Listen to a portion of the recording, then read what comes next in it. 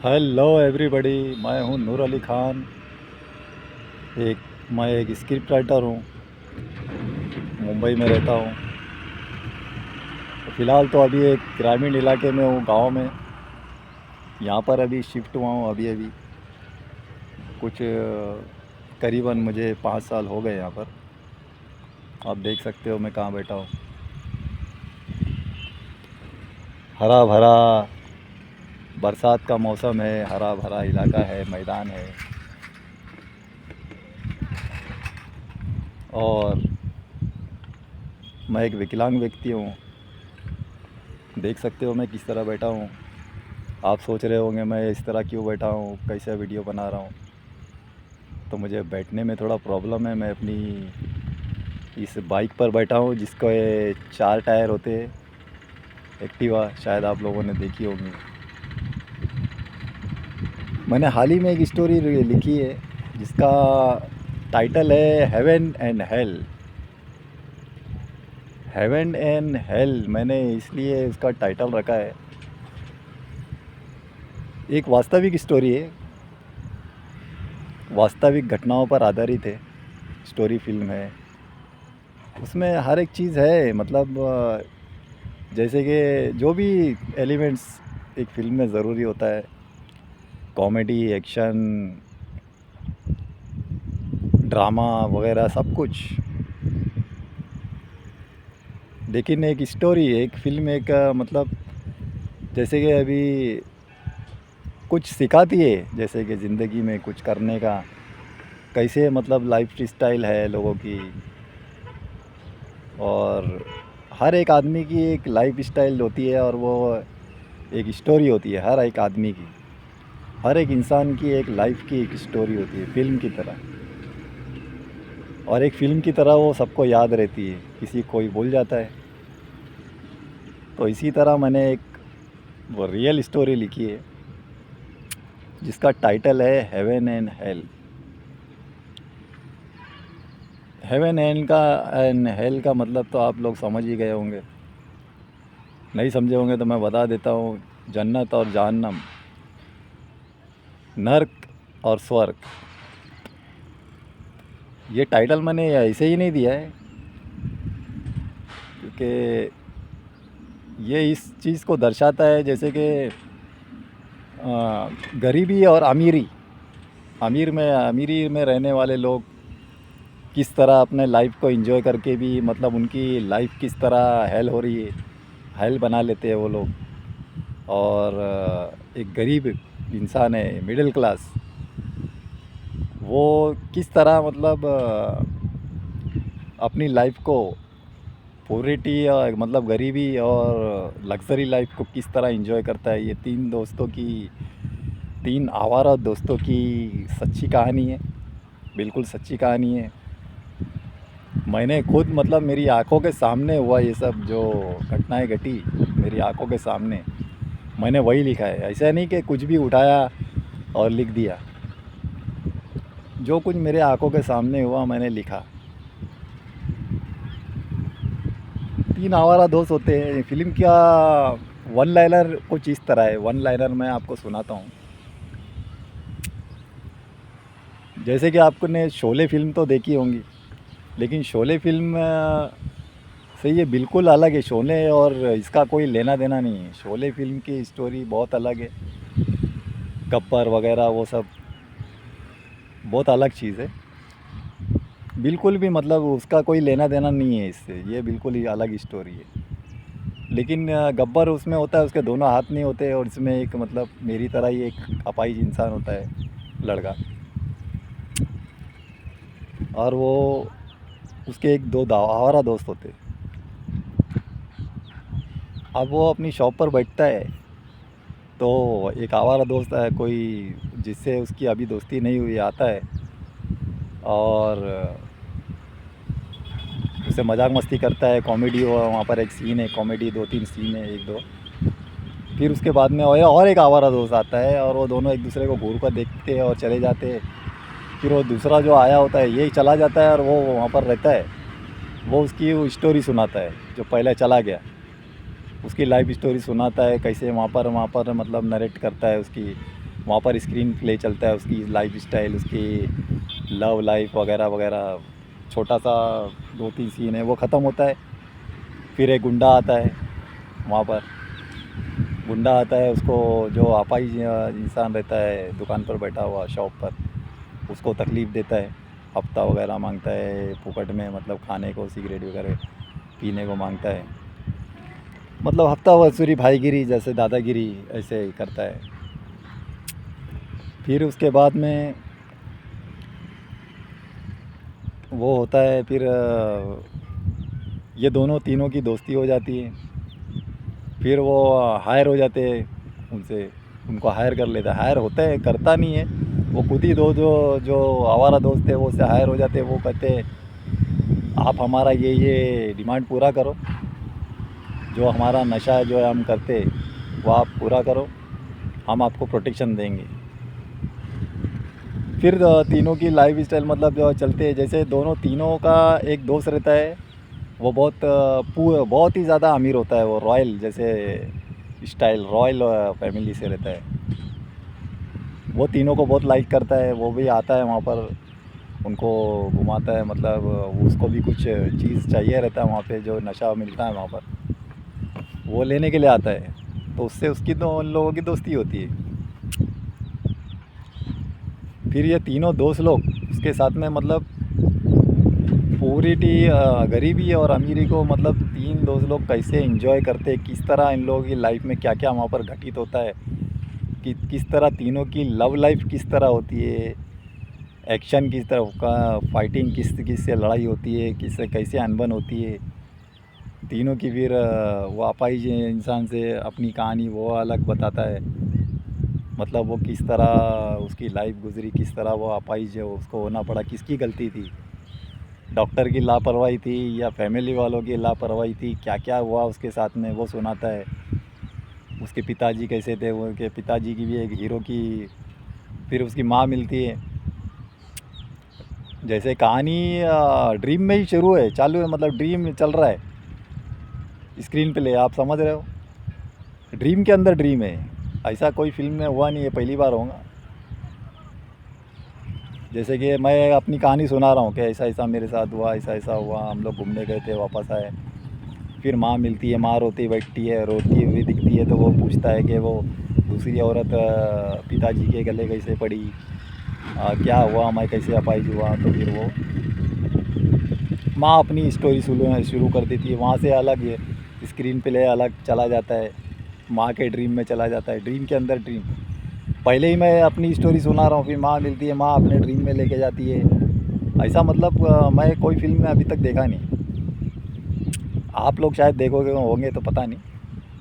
फिर वो अपने पिताजी की स्टोरी वहाँ से शुरू होती है, किस तरह वो आ, उनकी लाइफ स्टाइल में होता है, लव वगैरह कैसा, किस तरह वो अपनी अच्छी खासी लाइफ को जहन्नुम बनाते, क्या चीज़ उनकी लाइफ को जहन्नुम बनाती है, शराब बनाती है या औरत बनाती है। फिर अपने बच्चे की लाइफ को, उनकी लापरवाही की वजह से एक बच्चे की लाइफ किस तरह जहन्नुम हो गई।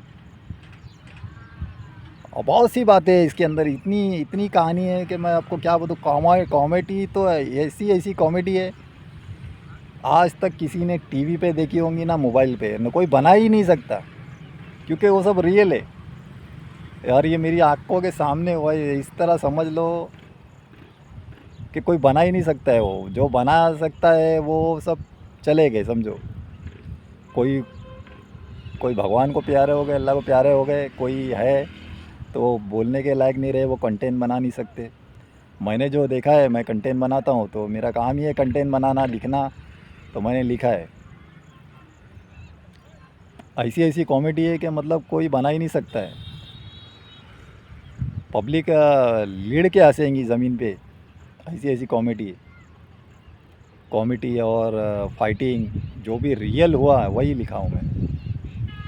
कॉमेडी है, ड्रामा है, फैमिली ड्रामा है, ये घरेलू फिल्म है। इसको आराम से कोई घरेलू सबके साथ में देख सकते हैं, कोई भी इसमें ये नहीं है।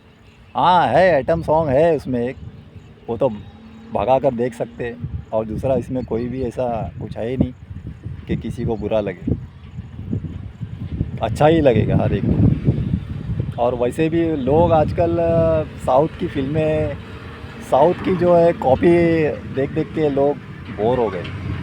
आजकल ऐसी ऐसी स्टोरी आ रही है, वही वही घुमा घुमे फिरा के, वही लव स्टोरी, वही एक्शन, वही फाइटिंग, मतलब एकदम बकचोदी।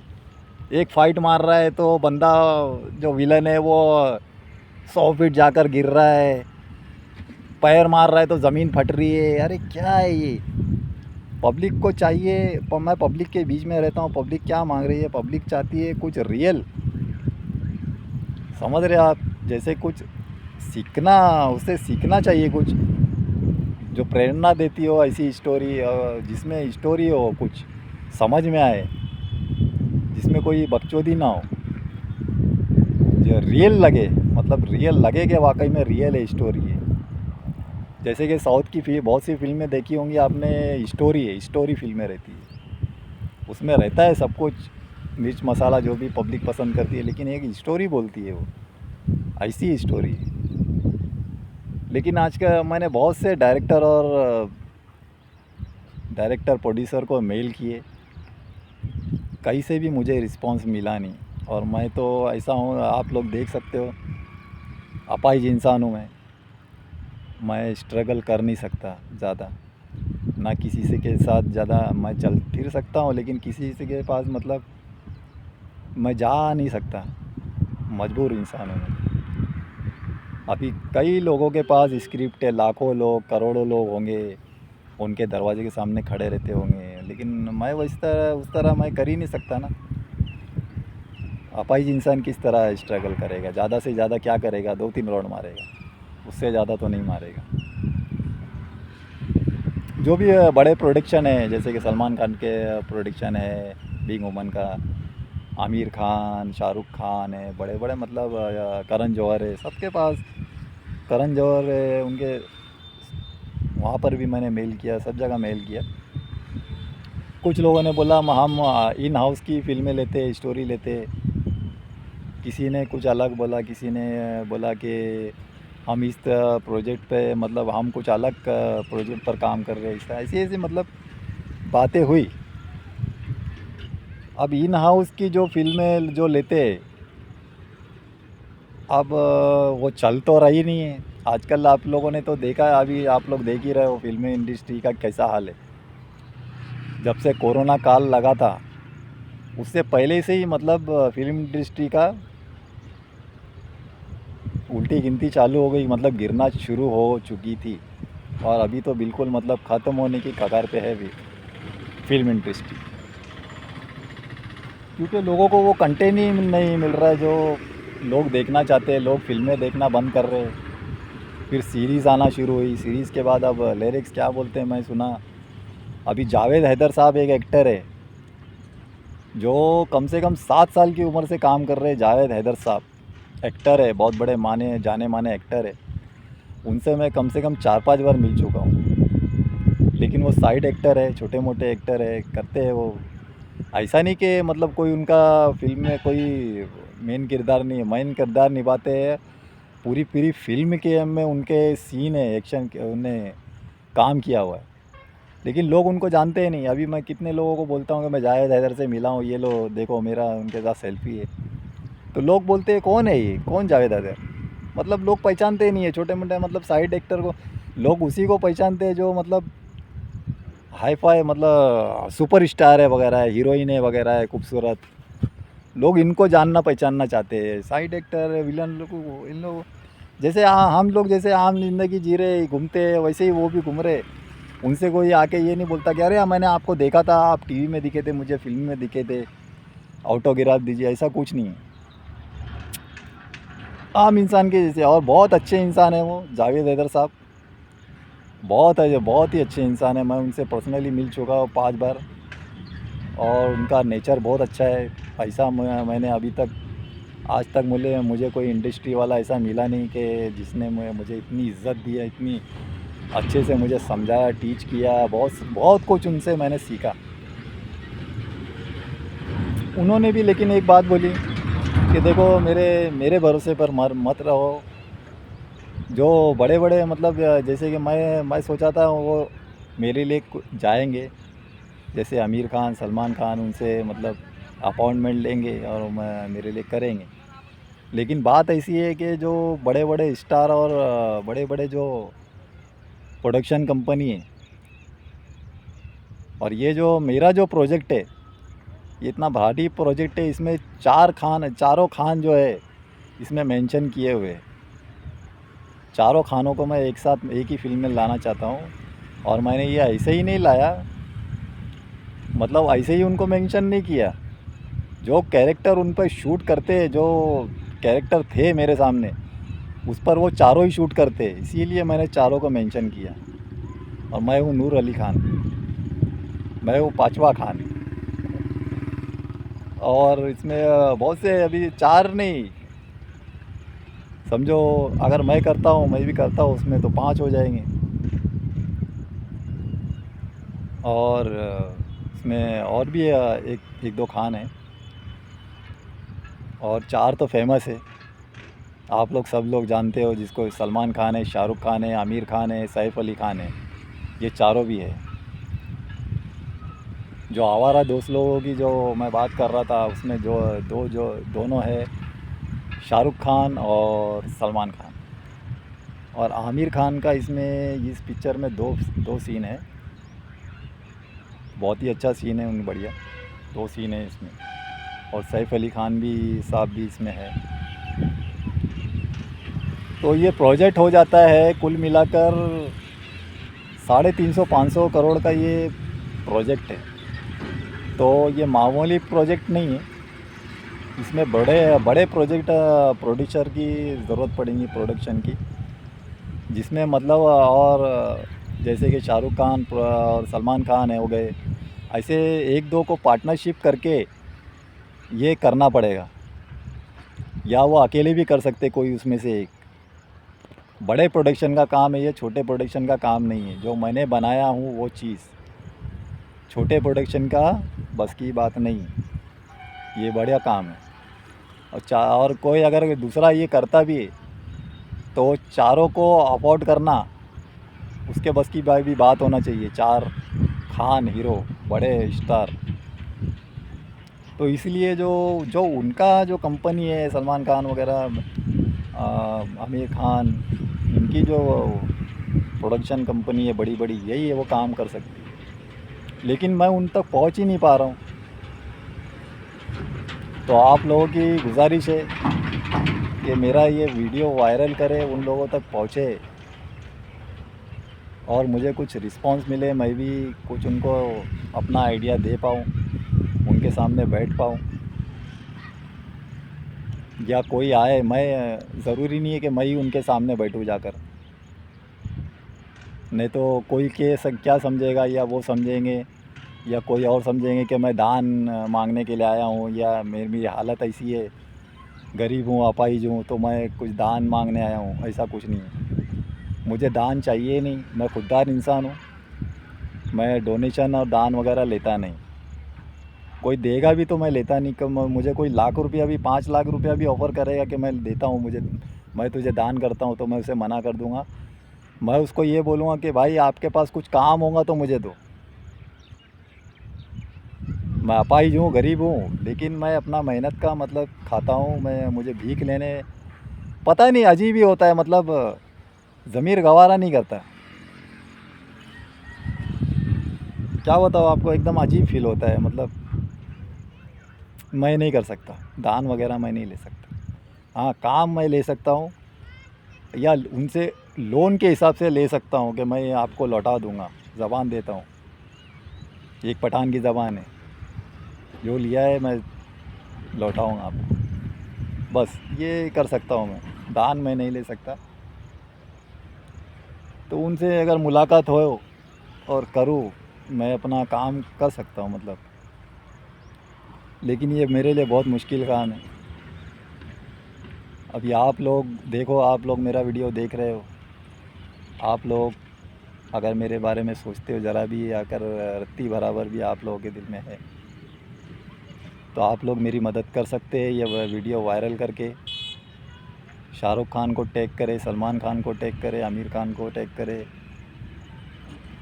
किसी तरह मुझे वहाँ तक पहुँचने में मदद करे। तो आप लोगों को एक बेहतरीन फ़िल्म देखने को मिलेगी, बहुत अच्छी स्टोरी है। इसमें कोई भी ऐसा सीन नहीं है कि जो आपको बोरिंग लगे। पूरी फ़िल्म एकदम टाइम पास है। एक एक सीन जो है मेरी आंखों के सामने जो गुज़रा है, वही मैंने लिखा है। सब कुछ फ़िल्म में एक एक डायलॉग, एक एक कॉमेडी, एक एक एक्शन। और ये फ़िल्म मैं आपको बता दूं कि इसमें सब मिक्स है। हर किस्म का कंटेंट है इसमें। जिसको कॉमेडी पसंद है कॉमेडी भी है, जिसको सीरियल टाइप ड्रामा पसंद है उसको लिए ड्रामा भी है, और जिसको एक्शन पसंद है एक्शन फाइटिंग वगैरह भी है, जिसको स्टोरी कुछ कहानी से स्टोरी भी है, हॉरर भी है। इसमें 2 हॉरर सीन है इसमें, और वो भी बिल्कुल रियल। ऐसा नहीं कि किसी का कहा सुना लिख दिया है। Horror scene film, horror scene बिल्कुल रियल सीन, विच क्राफ्ट से रिलेटेड है, भूत प्रेत नहीं है। जैसे कि मतलब विच क्राफ्ट होता है, डायन जो दादी तो ना ईस्ट टाइप का है, वो बहुत भयानक दिखती है। जो कुछ रियल हुआ था वही लिखा है। 2 ही सीन है हॉरर सीन। जिसको हॉरर पसंद है हॉरर सीन भी है इसमें।